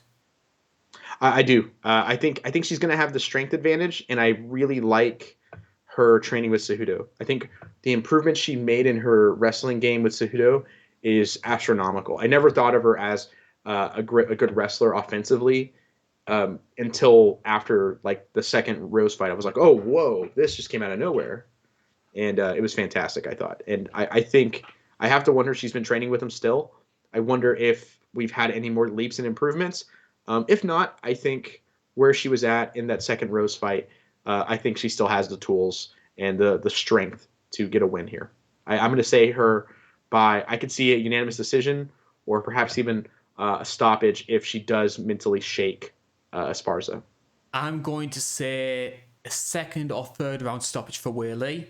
I don't see it being like a one-shot KO. I can see, again, something very similar to the Ioana fight, just a accumulation of Weili strikes, and eventually Esparza wilts under the pressure. And I was going to say Big John, but he's long retired. Like Herb Dean jumps in and says, that's enough. Herb Dean would stop it the round after, but yeah. Yeah, they'd be announcing it. Like when they're what's it called? Another ref would be announcing, getting ready to lift the hands up, and Herb Dean's going to stop it then. And he still gets massive cheers. Like the casual fans love Herb. He's got a look to him, He has a unique look, an iconic look, honestly, and he used to be pretty good. He was never as good as I thought they ever said. They used to call him the gold standard. I never thought he was that. But man, I feel like he's a danger out there to fighters out. If I was fighting, I would request him not ref my fights. One thing I will say is we're all expecting Weili to win this one. I personally think that she's going to quite comfortably. It's going to make the next title situation a little bit interesting because we're recording this on a Saturday, so we don't know the result between Marina and Amanda Lemos, but it's feasible that Marina especially could be fighting for the belt next if she was to win this fight. But if Weili was to win, you've got a certain Mrs. Namajunas saying, hang on a minute, I've beaten this girl twice. I knocked her out in a minute. Why aren't I getting that fight? Yeah, I thought it was really kind of. The reason I think they didn't make it a trilogy fight for Esparza is because of how bad the last fight was from an entertainment standpoint. Was they were like, well, normally we just give you this, give you this fight back because it was close, I guess. That's a hard one to score at the very least, and I think from an entertainment standpoint is the reason they didn't give her the Esparza rematch. I definitely think the argument would be there for Zhang Weili and Rose 3. But man, I feel like Marina Rodriguez, I feel like she's been number one contender for over 3-4 years now. Obviously, that's not the case. I think it's been closer to a year and a half. But come on, it's just give her a shot already. She's beating everybody else. Yeah, and I think this division, as much as I do like the strawweight division, we do need new blood fighting for the belt. We can't just keep having the same 4 or 5 names fighting each other all the time. It reminds you of Pantoja at flyweight. Yeah. Yeah, like to a T is what it reminds me of. Main event time. We're going up to the middleweight division and the title is on the line. Israel Adesanya is making his 6th title defense and he's going to be taking on an old rival of his, the number 4 seed, Alex Pereira. A lot of fans support Israel Adesanya, widely considered at one point to be one of the more popular champions in the UFC. People courting him as the next Anderson Silva, all these highlight reel knockouts. But in recent weeks, in recent months, that support has waned a little bit. He's been criticised by a lot of fans for having a safe fighting style. We used to call this like Tim Sylvia syndrome, where a fighter would be incredibly explosive on their way to the title. And once they actually get the belt, their main focus becomes not wanting to lose it rather than trying to win. Is Adesanya a victim of Sylvia syndrome? Absolutely. He's definitely got that Tim Sylvia syndrome. I've actually never heard that. I love that. That's genius. He's suffering from a bad case of it, I think, personally. That being said, it's very easy to understand, I think, why he has a fan base. I know a lot of people who, I'm not calling them out, but I know a lot of people who don't watch the sport, and they love Israel Adesanya. Why? Because they like the same bad animes, the same, I mean, I like the Undertaker walkout personally, but they love the stupid Naruto run and all that. And me with my old jaded self, I'm just sitting there like, Naruto, Cowboy Bebop instead. But they love all that. They love his like pop culture references and stuff like that, and they like, and he honestly is when he is throwing kicks and punches, he's very smooth, and that is very appealing that a guy can move like the way he does when he is fighting.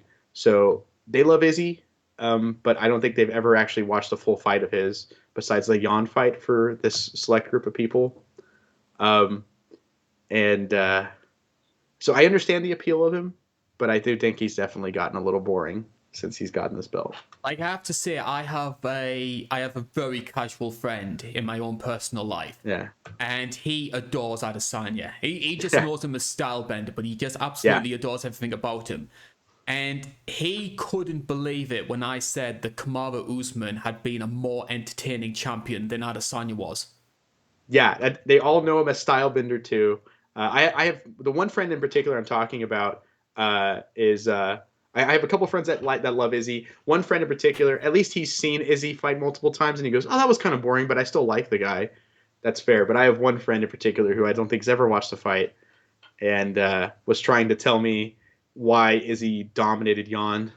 I'm like, with some of the outlandish things, but they love Stylebender, and I definitely get it. And it's very alarming when you tell them, like, "Oh no, like he's kind of boring." What? How? He walked out like the Undertaker, though. Did you watch the rest of the fight, though? Like, people were leaving the stands in that Cannonier fight. Like, it reminded me of that Tyron Woodley thing where it was Dana White critiquing the Damian Maia fight. People don't want to watch you fight. That's a problem. But when people were walking out of the Cannonier thing. And I think it's been one of the factors in the UFC making this fight. Because Alex Pereira is a guy who's fought Adesanya twice in kickboxing. He won the first fight by decision. A lot of people argue Adesanya won that one. Second fight, Adesanya was winning that fight and then ended up getting knocked out. Only person to ever finish Israel Adesanya. So there's a lot of backstory behind this one. It's going up against a guy that we know to be very aggressive, who has history with Adesanya. But in terms of meritocracy, is it right that Alex Pereira is getting this fight? No. No. In a perfect world where judges get the right call and we give title fights based on meritocracy, Robert Whittaker would hold the belt. But, that's my bias showing. But I don't think in terms of meritocracy, I don't think Bejeda deserves to be here. But it checks all the boxes the UFC loves. So that's why he's here. I know you're quite vocal about this. Do you know what this fight reminds me of to an extent?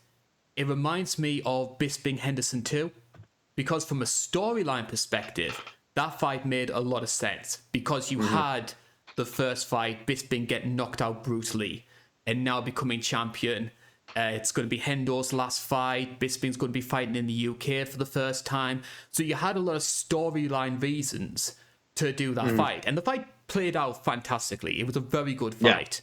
The fight was incredible, but it's just the reasons weren't good enough. But yeah. Yeah, but you had to sort of put on hold the fact that Dan Henderson was 46 years old, had just beaten Hector Lombard, and was jumping Yoel Romero, Robert Whittaker, Gegard Mousasi to get the fight with Bisping. And ignore the fact that he wasn't top 10 as well. Like the UFC did all this mental gymnastics to get him a title shot. It'd be incredibly entertaining if it wasn't sad. I will say, though, I will have a little bit of a disclaimer. We do have Alex Pereira, who beat a top 5 fighter in Sean Strickland. And a lot of people, including myself, thought that Strickland should have fought the winner of Cannonier versus Adesanya. He was next in line. Pereira beats him. He jumps the queue. So I get that. But it is a bit fast-tracking. Considering the fact, I mean, this is going to be a year to the day that Alex Pereira made his UFC debut, and he's fighting for the belt. Yeah, we both picked Strickland to win. I remember being very adamant about that and having a big reaction to those the odds that you read off, and then looking or feeling so dumb afterwards. We just didn't know that Strickland was going to choose to fight that way. Yeah, that's why I think he lost, because I still want to see that guy really take it to him in the grappling exchanges. But oh well, here we are. I gotta be. I think they are fast tracking him, but you look at the storyline as well. And I have another reason. I have another theory as why this fight was made. But the storyline, of course, the kickboxing things. I personally think Izzy won the first kickboxing fight. I watched them last night. I thought he won the first one. Second one, he was winning. Then, he got leveled. It happens. But I think the other reason why is Pereira is talking, and he said from his UFC debut, "Oh, I'm coming just to hunt down and beat up Adesanya again because I know I can." And that's been messing with Izzy.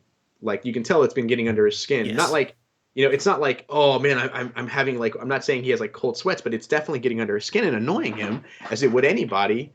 And I think the last time Izzy put on an entertaining fight was where he himself was the entertaining part of it, was the Costa fight. Yes. And Costa got under Izzy's skin the same exact way. And I think they're going, hey, here's another guy that they had Izzy and him have beef. Maybe Izzy will be entertaining again, and we can get all these casuals to calm down and tell all the hardcore fans that Izzy isn't boring. Like, maybe this is their way of like, we're going to get an exciting fight out of Izzy, because when Izzy makes it personal, he's that guy. He's that guy that everyone loves. I will say, even if I don't personally agree with Alex Pereira being fast-tracked, he has done a fantastic job trying to sell this fight. Oh, yeah. Once again, like, I don't like the matchmaking, but man, you know what? In terms of promotion, he's doing a fantastic job. Sometimes some stuff feels a little mean-spirited, like showing the video of his kids making fun of Izzy, who just got knocked out in the kickboxing. That was a little mean. But no, he's selling this fight very, very well, for sure. Yep. Let's get to the sort of bells and whistles of this matchup so far. We'll focus on Pereira a little bit. This is only going to be his 8th pro fight. So, and I think outside of the women's division, I can't think of another fighter in recent years who has had so few fights and then fought for a belt. I mean, you're going back to, say, Brock, who was like 2-1, something like that, when he got the fight against Randy Couture. What do you think it is that has caused... What do you think has been the biggest factor in Pereira's success? Is he getting lucky with the matchmaking, or is there intricacies there, which is saying he can do this not only to Adesanya, but to anyone else in the top 5? I think the matchmaking's helped out a little bit. If you remember in his debut, though, the guy, if I remember correctly, his opponent wasn't known to be a grappler and definitely controlled him in, that whole first round. And I remember, I think it was, I always shout him out. I'm 90% sure it was Jack Slack. Shout out to him once again. That said, like, oh, I bet you he's going to be the type of striker to run out and flying knee, and he did, and it won the fight. Like, and he goes, and I Slapping's one of the remember best in the business. oh yeah, he's fantastic. I think he even put out a tweet. He goes, I'm not a psychic. I'm just a clown that likes to joke. It just happened to be true." And yeah, and he won with the flying knee, which is a great, as we've said before many times, against level changes. And then he fought. It was Bruno Silva, if I remember correctly, and that was always going to be a striking fight.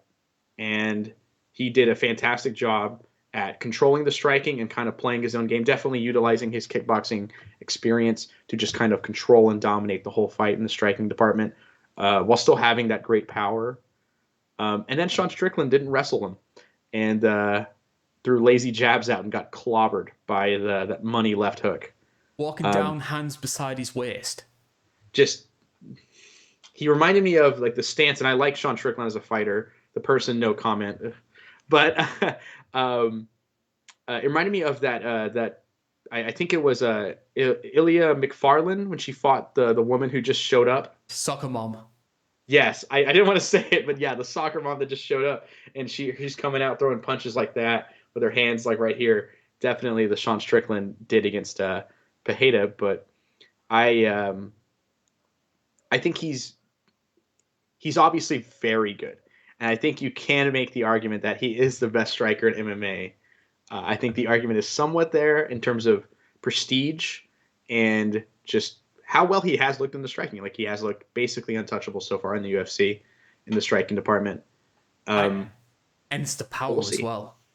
Like, his left hook especially. Like, there was that clip going around online of him versus Bruno Silva. And I think Silva's the one who's, like, putting the pressure on him. And then there's just this sort of, like, sneaky left hook. It doesn't look like anything. And then you just sort of see Silva just sort of, like, rock backwards and say, whoa, what's going on here?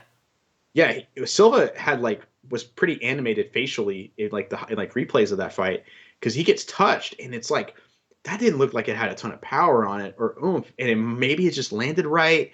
It's very spooky. That's like what my dad would say. He's like very spooky kind of power to him, because it feels almost like supernatural how he touches you and you just go, whoa, this guy hits like that, and that was, it missed me and I'm concussed. It feels like tons of power on him, and he is massive. Seeing pictures of him, I honestly question the pictures of him training next to other fighters. I go, is this guy getting photoshopped to be looked bigger, or is he actually that big? He looks like a monster to the point where there's a picture. I wonder if he's going to make weight. There's a picture of him and Glover together, and Glover's like been a 205er all of his career, and he's even bigger than Glover. Yeah, Glover fought at heavyweight back in the day, like I think years ago, and yeah, he's bigger than Glover. That is a scary, just large guy that's somehow fighting at 185. Big dude, spooky, supernatural power, quick. He's got some speed to him. Obviously, he's very quick. If you watch his kickboxing, that left hook for Strickland did come out of nowhere in terms of speed. I remember not seeing the punch, but seeing Strickland's head get, nearly knocked off his shoulders. I remember not. He definitely is a little spooky of a guy on the feet, and I have to wonder what the striking game plan is for Izzy there, but he does know him, so very curious. I can see a lot of lateral movement from Adesanya. I think he's definitely going to be playing the matador to his bull, trying to sort of dart in and out, stay on the outside. I think Izzy does take some time finding his entries, and a lot of people maybe don't follow the sort of intricacies of the sort of striking side of things and just thinking, why isn't Adesanya throwing? I think one of the things that Adesanya has done in this sort of title vein is he's only going to press forward when he feels comfortable doing so. So he's going to wait for the perfect entry. And yes, that's going to take a bit of time. It is effective, though, when he does it. Mm-hmm. The big thing for him is when guys pressure him. If they pressure him with calculated pressure, or your head is like Marvin Vettori and just impossible to dent. He does kind of slow down a little bit, like against Vettori, he realized he's just going to break his hands instead of hurting him. So he'll slow down a bit, but whenever he's allowed to lead the dance. He does a ton of feints, and if you bite on it at all, he knows what options he has available to him. He's very like his brain and the striking is like a computer. He's very very intelligent, very calculated. And in the one fight that I can definitively say he lost the striking to was the Jan. I thought he did lose the striking to Jan because Jan didn't fall for any of his feints. Jan just flat out said, "I don't care," to his feints and just ignored him. And I think that kind of froze Izzy. Like Elsa. Yeah, frozen like Elsa.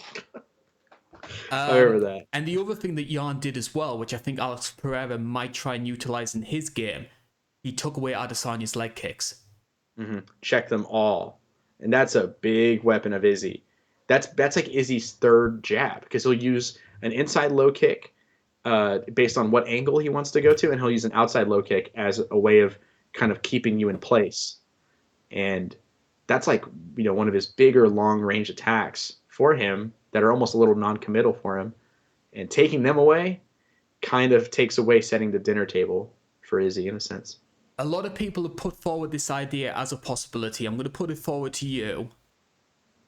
There are legitimate question marks about how good Alex Pereira is off his back. The only loss of his MMA career, which was a long time ago, I want to stress that, came when he was taken down and ended up getting submitted. Do you think we're going to see Adesanya try and utilize some grappling in this fight?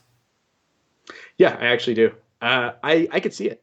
I could see that if Izzy thinks the striking isn't working out, and I want to stress that when they have the two times they have fought, Izzy did have him figured out on the feet. He just got caught, and then he was on the bad end of a bad decision. It happens. But he did figure him out. If it isn't that way for him now, I think whenever you are the guy who loses or was struggling in the rematch, I think you have the advantage because, as you pointed it out, it's like knowing the quiz answers ahead of time on a game show. For me, it's like, well, the winner. What's the winner do? I got to just do what I did last time. That's what I have to do again. And the loser goes, well, here's all the things I can improve and not so I can beat what he did last time. It's a little kind of very lopsided in rematches.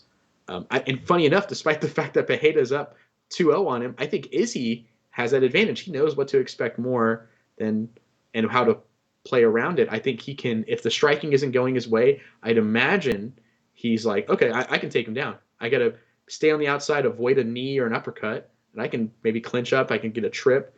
MMA experience is huge here, and I think he definitely can. I think he definitely. I mean, honestly, Kelvin Gastelum, it's really hard to take Izzy down. So obviously he works his wrestling, and Kelvin Gastelum nearly got put in the triangle choke by Izzy in their masterpiece of a fight. So he clearly is working on his grappling. He isn't just a striker. I could definitely see him pulling it out if he needs to, and maybe getting a win here with it. You imagine Adesanya winning this fight by submission? I want to know what happens to Twitter and all the casuals' head if Adesanya shows up and Jake shields him for 5 rounds. Yeah, like that would be sort of like, in terms of the UFC, that would probably be one of the worst case scenarios because they've set up this fight in terms of the opponent, in terms of the marketing, in terms of the style of fighter. They're basically trying to force Izzy and saying you will have an entertaining fight. Yeah, and then he Jake shields him. Like that's, I'm kind of hoping for that because I'm maybe becoming an anarchist and I want the world to burn. Like this is my revenge. I want for the judges, taking the belt from Whittaker or not giving the belt to Whittaker again. But I think that sounds really funny. I don't think it'll happen for the record, but I think that'd be really funny. I would love to see Twitter and Dana White. Just Dana White would no longer be Dana Red. He'd be, oh man, he would probably just explode, honestly, if that happened. It's going to be interesting to see, regardless of who wins, in terms of what happens to the middleweight division, because my personal opinion, I think middleweight is a division which is really struggling for top names right now. And, I mean, if Pereira was to win, then it's a given that he's going to be fighting the Whittaker versus Costa winner. Absolutely. Yep. And personally, I think Whittaker's going to win that one. I have legitimate questions if that fight was to happen, Pereira versus Whittaker. My personal opinion, I think Bob wins that one comfortably. Because I think Bob Yeah. has the grappling game to neutralize what Pereira could do on the feet. Oh, absolutely. I spoiler. I'm picking Izzy to win this fight. I think Izzy and Whitaker are just going to beat everybody until they get too old to beat everybody. I'm really worried for the future of the middleweight division. Because if Izzy was to win, then who are you going to go for afterwards? Because you can't really give Whittaker a third fight because Izzy's 2-0 up. What, do you go with Strickland if he beats Cannonier? And that's a hard sell given what happened to Sean Strickland against Pereira. Yeah, I guess you would have to pitch it as, he just got caught. It happens. Anyways, let's move on. But man, this division's in trouble. Funny enough, we really need an Edmund Shabazian comeback. We need that fresh blood. Where's Darren Till at? Darren Till needs to straighten up and get rid of these injuries because we need something in this division.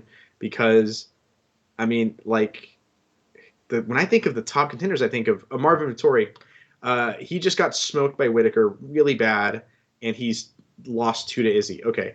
Robert Whitaker, well, he's lost 2 to Izzy. Paul, he has to beat Whitaker. Tough task for him. And he's lost to Izzy. Okay, Yoel Romero, well, he's gone. Like Derek Brunson, he's fought both. He's been finished and knocked out in the first round against Izzy and Whitaker. It feels like it's a 2-man show, and I don't know what's for any weight class. As impressive as both guys are, it's not entertaining to see. I know it's. Oh man, I thought of a horrible idea, but it might happen in the future. I think there might be one guy to add a bit of excitement to this division. Don't you put that evil on me. And he just missed weight at 170. I just now thought of it. Like, he just missed weight at 170. His name rhymes with Hamzat. That's like the only guy I could think of to maybe add something to this division. And it's funny, I'd still pick him to lose against these two guys. We need to start the Dricus Duplessis train. Yeah, actually, I like that guy. He's flailing arms his way to a title fight. Yes. Oh, the biggest shoulders ever, and the ugliest boxing.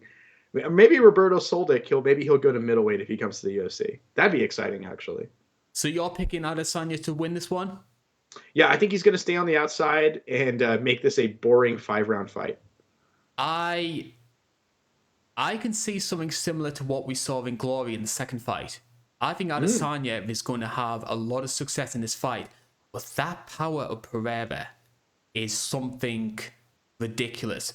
Like, I'll put it this way. I'm going to pick Pereira to win this one by finish, but I don't want people to use this as an indicator that Alex Pereira is a better fighter than Adesanya, if you know what I mean. Absolutely. The reason I'm not picking Pereira is, I'll be outright and honest, and the reason I'm not picking him to win is there seems something so innately wrong with the idea of Alex Pereira walking in and becoming champion like this. Yes. Yeah. It I don't know why it irks me the wrong way. It doesn't feel right. But then again, I'm sure that's how I probably would have sounded to the idea of Brock Lesnar's fighting Randy Couture. I probably sound the same way. And on that cheery note, it is all the time that we have for the UFC 281 preview show. Joe, it's been an absolute pleasure once again for you to take 2 hours out of your life to ramble on about sports. If people want to hear more of your sort of ramblings, where's the best place to go to? So I'm on Twitter at, I think, LocoJoe7 on Twitter. And I started streaming on Twitch again, and I've been having a blast with it. I didn't stream it all this week because I had a horrible sleep schedule. And so I had to just course correct and fix it. So I did not stream this week, but I stream all the time. I stream at least twice a week for hours at a time on at twitch.tv/LocoJoe39. And I just tell a bunch of random stories, and it turns out my life might have been kind of interesting. You've become the V1 of this show. Excellent. I know. And I mean, I am the guy who watches AEW out of the two of us, actually. So, watching their most recent one, it was pretty funny. One of the other things that you do as well as the Twitch feed is you cover the retro reviews. Now, with this being a Madison Square Garden card, we put it to the public a selection of classic MSG shows from years gone by. One with the most votes is the one that you'll cover. So we had the choice between UFC 205, UFC 217, UFC 244, and UFC 268. Which one are you going to be covering on Wednesday? I'm so happy you guys voted for this one. Thank you. You'll be hearing me say that a lot, but UFC 217, which is the greatest card of all time. I can firmly say that. Now, I've always maintained it, but rewatching it again, such a great card. It is a fantastic card. I have to say a big thank you to for you to choose that one. And December's card is going to be an interesting one as well. Now, as things stand, the light heavyweight title is going to be on the line. Yuri Prochazka defending against Glover Teixeira. So we're going to be celebrating one of light heavyweight's all-time greats. So, Joe, who are we covering and what is the shortlist? The Iceman's coming out to play, or whatever the tap out guys did for him. That's not one of the choices. No, thank the Lord for that one. But yeah, it's Chuck Liddell fights, classic Chuck Liddell fights, which is great. That's a guy I grew up watching as well. I remember being like a little kid watching them and going like, oh, this guy Mohawk looks a little weird, but man, this guy's cool. Yep. And your nominees for your classic Chuck card, we selected 4 of them.